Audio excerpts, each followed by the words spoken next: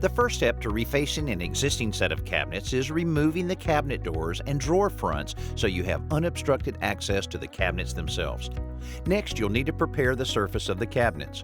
High spots like this overlapping edge need to be removed by sanding them down flush with the surrounding surface. Low places should be filled in with auto body filler. This two-part compound is ideal because it dries extremely hard, extremely quickly, so you can sand it down flush with surrounding surfaces. If the cabinets are covered with glossy paint, you'll want to wipe down the surface with a deglosser. This will also help remove any dirt or grease. Next, you'll want to cut out the pieces of veneer to cover each cabinet surface. This can be done with a straight edge and a utility knife, or in some cases, a table saw. Each piece of veneer should be large enough to overhang each exposed edge by about a half an inch. Pay careful attention to which direction you want the wood grain to travel. Now you're ready to apply a coat of contact cement to the back of each piece of veneer and to the cabinet surface.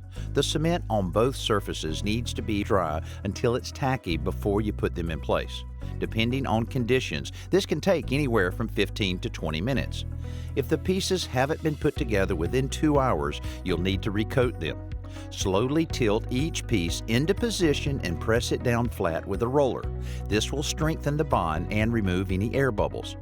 Once these surfaces connect, you cannot reposition the veneer, so make sure you get it right the first time. To trim the overhanging edge, pull a sharp utility knife along the cabinet edge to cut the veneer flush with the adjoining cabinet surface. If you have a router, you can also use it to do this job with the help of a flush trim bit. After the veneer has been cut, you'll want to smooth out the edge using a mill file. Be sure to only move the file in one direction, from the veneer toward the cut, so you don't risk peeling up an edge. It's best to work from the outside to the inside of each cabinet. So cover the sides first, next the vertical pieces called stiles, before cutting the horizontal pieces called rails. Because the rails have finished veneer on either end, their length must be cut precisely.